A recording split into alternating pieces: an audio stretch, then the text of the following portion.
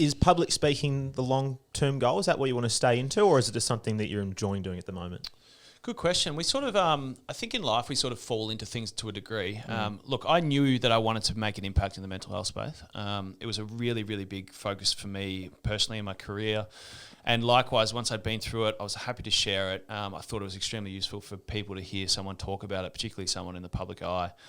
But then when I finished, I sort of wasn't destined to really just dive straight into it. But people wanted to hear my story. Yep. And quite quickly I found that I was reasonably good at it. I was committed to it, and I wanted to learn to get better and enhance my speaking capability. So I think long term, I think it will always be part of my story. Whether that's my whole story or my whole job, who knows? Yep. Who knows? And that's the exciting part, I think, at the moment. Yeah, cool.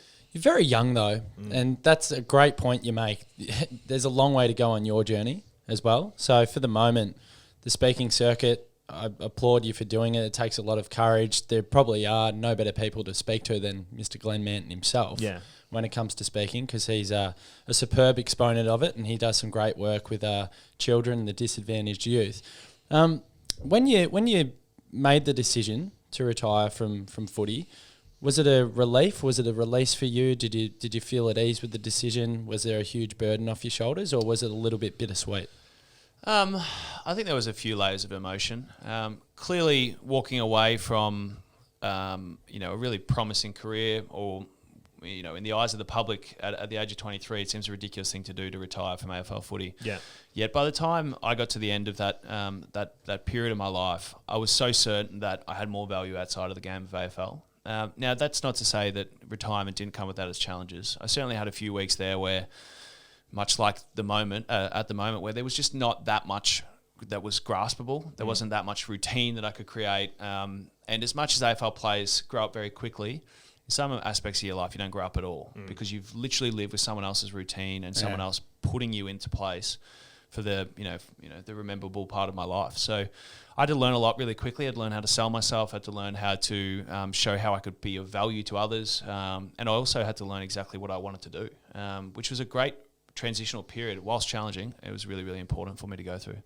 Lovely words. I enjoyed that.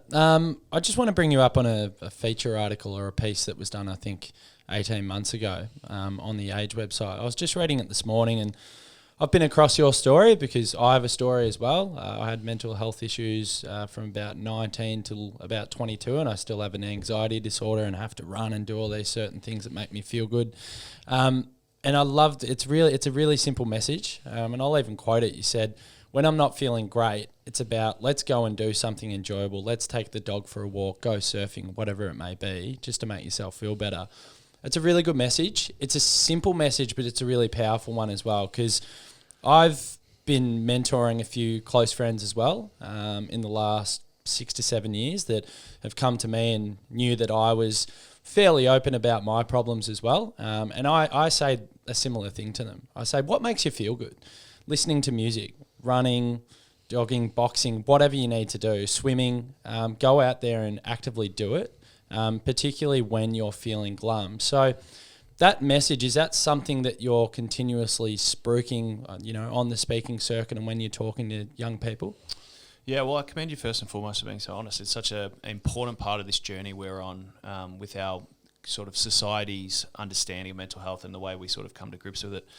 Look, I think, my motivation to get myself out of a hole now is so strong based on the fact that I've been through some pretty bad times, some really terrible times, times where I wasn't sure exactly what was going to happen.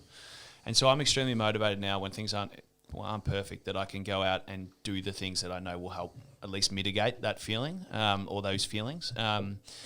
Yet I understand that the decision is very simple, but the actual ability to execute the decision when you're feeling poor is very, very difficult for a lot of people. Yeah. And now it seems simple to go, oh, well, if you're feeling bad, do something to make you feel good. But when people are in these darkest moments and feeling really hopeless and not themselves, it is so hard for you to tell them just to get out there and do something. But it is so important that they do. It's true. So, this is a journey that we're all going on. Personally, we're on the mental health continuum somewhere, whether we're feeling at our best or our worst. There's always things that we can do and messages we can share with others that ultimately will help them get through some of their periods of time that are a bit more difficult. Yeah, it's very important that you are open and have those discussions with people. And, you do speak to some people through walks of life, and you talk about someone you know who might be going through some things, and they don't really understand it. And I think until someone you're close to has gone through a bad way, or yourself has gone through a bad way, you might seem distant from it. You might not really understand what's going on. And it's quite easy for people to be quite careless and go, oh, that person's feeling bad. Oh, well, they just need to try harder. They need to put in a bit more effort. But until you've really seen it, it's hard to understand, is what I'm trying to say. Yeah, definitely. I mean, it's had such a big impact on my life, and I have an enormous respect on the power of it, both positively and negatively, might I add. But I think the thing for people to remember is that, you never really know what someone else's life is like or what they're going through until you actually speak to them and ask them. And even then, they might not be completely open and honest.